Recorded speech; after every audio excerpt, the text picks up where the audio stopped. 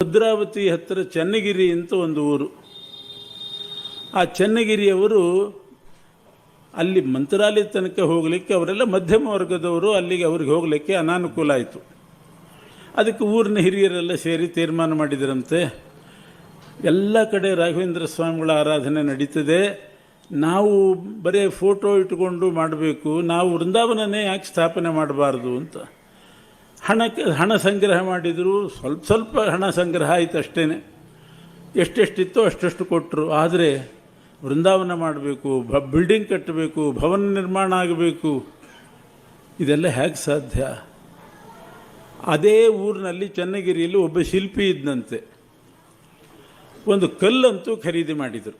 ಒಂದು ಕಲ್ಲು ಖರೀದಿ ಮಾಡಿ ಮೊದಲು ವೃಂದಾವನ ಸ್ಥಾಪನೆ ಮಾಡಿ, ವೃಂದಾವನ ಅಂತೂ ಇಡೋಣ, ಬೇಕಾದರೆ ತೆಂಗಿನ ಗರಿ ಹಾಕಿ ಒಂದು ಗುಡಿಸಲು ಥರ ಮಾಡೋಣ, ಮತ್ತು ರಾಯರೇ ತಾವು ಮಾಡಿಸ್ಕೋತಾರೆ, ಹೆಂಗೆ ಬೇಕೋ ಹಂಗೆ ಮಾಡಿಸ್ಕೋತಾರೆ ಅಂತ ಒಂದು ವೃಂದಾವನಕ್ಕೆ ಆರ್ಡರ್ ಕೊಡ್ಲಿಕ್ಕೆ ಹೋದರು ಶಿಲ್ಪಿ ಮನೆಗೆ. ಈ ಬಡ ಬ್ರಾಹ್ಮಣರೆಲ್ಲ ಹೋಗಿ ಆ ಶಿಲ್ಪಿ ಹತ್ರ ಒಂದು ವೃಂದಾವನ ಮಾಡಿಕೊಡು ಅಂತ ಕೇಳಿದರೆ ಇವರು ಏನು ಕೊಟ್ಟಾರು ಅಂತ ಅವನು ಯೋಚನೆ ಮಾಡಿ ಶಿಲ್ಪಿ ಹೇಳಿದ್ನಂತೆ, ಇಲ್ರಿ ನನಗೆ ಪುರುಸೋತಿಲ್ಲ, ಅದೆಲ್ಲ ಮಾಡೋಕ್ಕಾಗಲ್ಲ ನನಗೆ ಅಂತ ಅಂದ್ಬಿಟ್ನಂತೆ. ನಿರಾಶೆ ಆಯಿತು ಅವರಿಗೆ. ಊರಿನ ದೊಡ್ಡ ಶಿಲ್ಪಿ ವೃಂದಾವನ ಮಾಡಿಕೊಡು ಅಂದರೆ ಆಗಲ್ಲ ಅಂತಿದ್ದಾನೆ. ಇನ್ನು ಆ ಕಲ್ಲು ತಗೊಂಡು ಬಂದು ಬೆಂಗಳೂರಿಗೆ ತಂದು ಇಲ್ಲಿದ್ದಂಥ ಶಿಲ್ಪಿಗಳ ಹತ್ರ ಮಾಡಿಸ್ಬೇಕು, ಅಥವಾ ದೊಡ್ಡ ಊರಿಗೆ ಹೋಗಬೇಕು, ಟ್ರಾನ್ಸ್ಪೋರ್ಟೇಷನ್ ಎಷ್ಟು ಖರ್ಚು, ಏನು ಕಥೆ, ಅವರೆಲ್ಲ ವೃಂದಾವನದ ಐಡಿಯಾನೇ ಬಿಟ್ಬಿಟ್ರಂತ. ಇರಲಿ ಕಲ್ಲು ಹಾಗೇನೆ, ಅದಕ್ಕೆ ಪೂಜೆ ಮಾಡಿದ್ರಾಯಿತು ಅಂತ. ಯಾವಾಗ ಶಿಲ್ಪಿ ನನ್ನ ಕೈಲಿ ಆಗೋದಿಲ್ಲ ಅಂತ ನಿಷೇಧ ಮಾಡಿ ಕಳಿಸಿದ ರಾಯರ ಕೆಲಸವನ್ನು, ಅವತ್ತವನು ಕಣ್ಣು ಹೋಯ್ತಂತೆ. ಅವತ್ತೇ ಕಣ್ಣು ಹೋಗಿ ಕುರುಡಾಗಿಬಿಟ್ಟ. ಇದ್ದಕ್ಕಿದ್ದ ಹಾಗೆ ಕಣ್ಣು ಹೋಯಿತು. ಅರ್ಥ ಆಗೇ ಬಿಡ್ತು ಅವನಿಗೆ.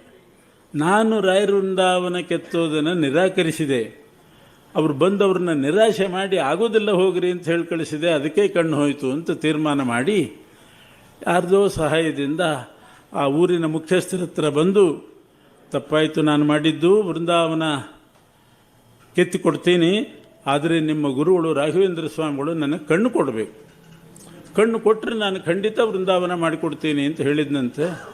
ಇವರು ಪ್ರಾರ್ಥನೆ ಮಾಡಿದರು ರಾಯರನ್ನು, ಇಲ್ಲೇ ಸುಲಭದಲ್ಲಿ ವೃಂದಾವನ ಆಗ್ತದೆ, ಗುರುಗಳೇ ಕಣ್ಣು ಕೊಟ್ಟು ಬಿಡ್ರಿ ಅವನಿಗೆ ಅಂತ. ಆಯಿತು, ಗುರುಗಳು ಕಣ್ಣು ಕೊಟ್ಟರು.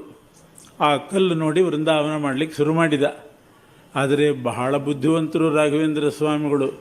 ಹೇಗೆ ಕಣ್ಣು ಕೊಟ್ಟರು ಅಂತಂದರೆ, ವೃಂದಾವನದ ಕೆಲಸ ಮಾಡೋ ತನಕ ಕಣ್ಣು, ಆ ಕೆಲಸ ಮುಗೀತು ಅಂದರೆ ಕಣ್ಣು ಹೋಯಿತು. ಮತ್ತು ಹೆಂಡತಿ ಮಕ್ಕಳನ್ನು ನೋಡ್ತೀನಿ ಅಂದರೆ ಕಣ್ಣಿಲ್ಲ, ಊಟ ಮಾಡುವಾಗ ಕಣ್ಣಿಲ್ಲ, ಉಳಿ ಹಿಡ್ಕೊಂಡ, ಉಳಿ ತೊಗೊಂಡು ಮಗ ತಂದು ವೃಂದಾವನದ ಮುಂದೆ ಆ ಕಲ್ಲಿನ ಮುಂದೆ ಕೂಡಿಸಿದ್ರೆ ಕಣ್ಣು ಬರ್ತಿತ್ತಂತೆ. ಅದು ಎಲ್ಲಿ ಏಟು ಹಾಕಬೇಕೋ ಅಲ್ಲೇ ದೃಷ್ಟಿ ಬರೋದು. ಆ ರೀತಿ ವೃಂದಾವನ ಮತ್ತಿಲ್ಲ. ಹೀಗೆ ವೃಂದಾವನ ತಯಾರಾಗೋ ತನಕ ಹೀಗೆ ಮಾಡಿದ್ರಂತೆ ರಾಘವೇಂದ್ರ ಸ್ವಾಮಿಗಳು.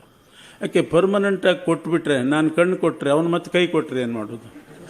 ನಾನು ಕಣ್ಣು ಕೊಡೋದು, ಅವ್ನು ನನಗೆ ಮತ್ತೆ ಕೈ ಕೊಡೋದು, ಆಗೋದಿಲ್ಲ ಹೋಗ್ರಿ ಅಂತಂದರೆ ಅದಕ್ಕೆ ಬೇಡವೇ ಬೇಡ. ವೃಂದಾವನ ತಯಾರಾಗೋ ತನಕ ಕಣ್ಣು ಕೊಡೋದು ಬೇಡ. ವೃಂದಾವನಕ್ಕೆ ಎಷ್ಟು ಬೇಕೋ ಅಷ್ಟು ಕಾಲ ಕಣ್ಣು ಕೊಟ್ಟರು. ಹೀಗೆ ಮಾಡಿ ಭಾರೀ ಚಮತ್ಕಾರದ ವೃಂದಾವನ ಅದು ಚನ್ನಗಿರಿದ್ದು. ಮುದ್ದಾಮ ಹೋಗಿ ನೋಡಿ ಬಂದ್ವಿ. ಸುಂದರವಾದಂಥ ವೃಂದಾವನ. ಕುರುಡ ಆ ಸಮಯ ಮಾತ್ರ ರಾಯರು ಕಣ್ಣು ಕೊಟ್ಟು ಮಾಡಿಸ್ಕೊಂಡಂಥ ವೃಂದಾವನ. ಹೀಗೆ ವೃಂದಾವನ ಸ್ಥಾಪನೆ ಆಯಿತು. ಅಲ್ಲಿ ಊರಿನಲ್ಲೇ ಮಾಡಿದರು. ಚನ್ನಗಿರಿ ವೃಂದಾವನದ ಕಥೆ ಹೀಗೆ. ಇದು ರಾಘವೇಂದ್ರ ಸ್ವಾಮಿಗಳ ಕರುಣೆ ಅಂತ ಅನ್ನೋದು.